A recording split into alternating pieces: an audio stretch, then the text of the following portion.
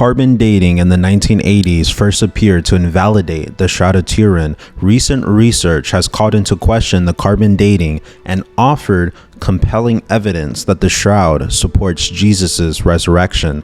It is difficult to see how someone with an open mind finds the evidence to be anything less than convincing. The shroud has become the most investigated single artifact in history, despite the fact that most people tend to believe that the research on it ended with the carbon dating in 1988. In the end, researchers demonstrated that the image of the fabric is an impossible image, one that cannot be reproduced or replicated.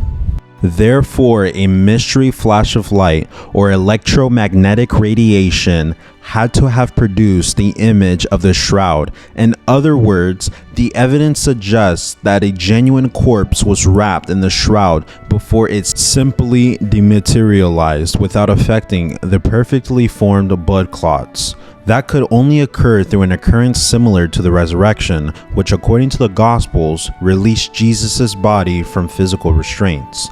The carbon dating, the lone piece of evidence that cast doubt on the shroud's authenticity, have now been disproven. After 29 years, the carbon test raw data were finally made available through a Freedom of Information request, demonstrating that the results were far from conclusive. Historical studies that show the shroud existed long before the carbon dating that placed it in the Middle Ages attest to this reality. New dating techniques that date the linen fabric to the 1st century have further bolstered the evidence. The one piece of evidence that seemed to refute the shroud's authenticity is therefore no longer available.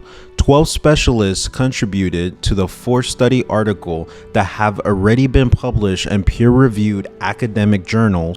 All 4 papers concur that the carbon dating was inaccurate and demanded that a new carbon dating be conducted. Numerous shroud researchers, included nuclear engineer Robert A. Rucker, who has written extensively on the flaws of carbon dating, have supported this viewpoint.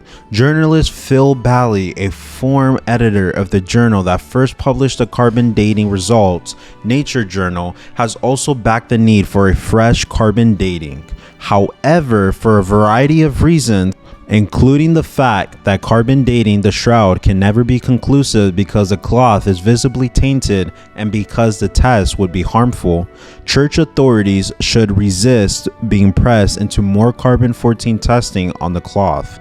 A multidisciplinary team of experts made the first recommendation that 7 samples from at least 3 different parts of the cloth would be required for carbon dating to be reliable. But in the end, the carbon daters only took 1 sample and divided it into 3 parts.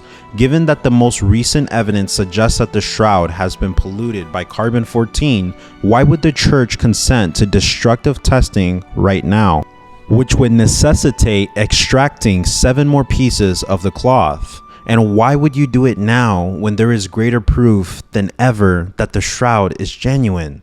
In addition, there are more recent non-destructive dating techniques that seem to be more precise and less vulnerable to carbon-14 contamination. Wide-angle X-ray scattering, one of these methods, was recently used to date the shroud to the 1st century. A team led by Dr. Liberato De Caro, a member of the Italian National Research Council, only made the findings public last year. The examination is non-destructive and repeatable with just 1 sample. 3 more dating tests by specialists in engineering measurements. The date in the 1st century has been verified by University of Padua, Professor Guillermo Infanti and colleagues. Therefore, it is unclear why the church would jump to further carbon dating the shroud. Some academics contend that the shroud's authenticity is now so strongly supported by the evidence that additional dating is superfluous. With the current body of evidence, it is clear that the 4-meter-long image on the cloth is an impossible image that can only be explained by a supernatural event. Science has never been able to duplicate the image of the shroud, and the reason for this is that the evidence strongly shows it cannot. The darkening of a uniform coating of microscopic linen fibers which produce the high-resolution photographic negative 3D image could only have been brought on by a precisely timed blast of electromagnetic radiation that originated from the body. There is a lot more proof than most people are aware of that the shroud is authentic. 99 pieces of evidence are listed in riddles of the shroud to establish its veracity. The proof includes minutes, traces of pollen from Jerusalem-grown flowers, and extremely uncommon soil deposits identified on the shroud. Additionally, there is chemical proof that the blood on the fabric contains high levels of the blood chemical bilirubin, which is consistent with a body that has undergone some form of torture. Dr. Michael Tite of the British Museum, who oversaw the shroud's carbon dating, had declared that he has come to the conclusion that the cloth was not fabricated by a medieval forger, contrary to what the carbon daters initially asserted. In a BBC interview, Dr. Tite stated his opinion that the evidence suggests that there was in fact a crucified body in the fabric. His theory that the person depicted on the shroud was a Christian crusader who was crucified by Muslim soldiers as a kind of humiliation does not hold up under investigation, since it is inconsistent with the evidence that indicates a supernatural as opposed to a natural event. However, Dr. Tite's remarks offer a significant acknowledgement that the shroud was not faked up by a medieval forger, as the carbon dater stated back in 1988 when they revealed the findings that have since received harsh criticism. No indication exists that the bloodstains on the shroud have been altered. The body simply dematerialized in a manner that did not affect the blood, leaving behind an image that was neither impossible to make in the Middle Ages nor possible to generate in the 1st century. Despite intensive investigation by professionals, including chemists and physicists, the mystery of how the body vanished remains unsolved.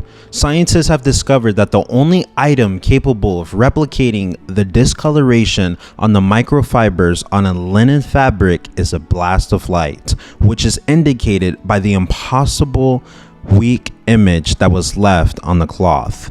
Forensic experts have confirmed that the shroud contains anatomical and physiological information that was not known in the Middle Ages, which is more evidence for its authenticity. The removal of the body did not alter the flawless wounds or bloodstains on the fabric. Cloth bandages adhere firmly to wounds when applied, and when they are removed, blood clots or fragments of flesh are left behind on the cloth. In a surprising development in the history of carbon dating, it has been shown that the electromagnetic radiation can also raise the concentrations of carbon-14 on a linen fabric. After a nuclear physicist wrote to a Nature journal at the time of the carbon dating results were revealed, the carbon daters themselves confirmed this. The carbon daters, however, ruled out the scenario because they maintain that deceased bodies don't release the electromagnetic energy burst. The issue is that they were concentrating on the carbon dating rather than the evidence found on the shroud itself, which showed that an amazing event had actually occurred. The information we now have indicates that this event featured a burst of electromagnetic energy, which is the only explanation for the possible quote-unquote impossible image on the fabric and the increased carbon-14 levels. The shroud's impossible image, or the high-resolution photographic negative 3D image that appeared on the cloth after the wounds, blood flows, and blood clots had formed, remains a mystery to experts despite this advancement. All of the specifics of the gospel story of Jesus' death and resurrection are supported by the shroud. The Apostle John entered the tomb, looked at the empty shroud, and declared that the resurrection had taken place according to the gospel account. This was the first person to recognize that the resurrection had taken place. According to John's own gospel account, he saw and he believed. The shroud does, in fact, provide compelling evidence for the resurrection evidence that should now be sufficient to prove beyond a reasonable doubt to any properly informed jury that both the shroud is authentic and that the resurrection did, in fact, occur.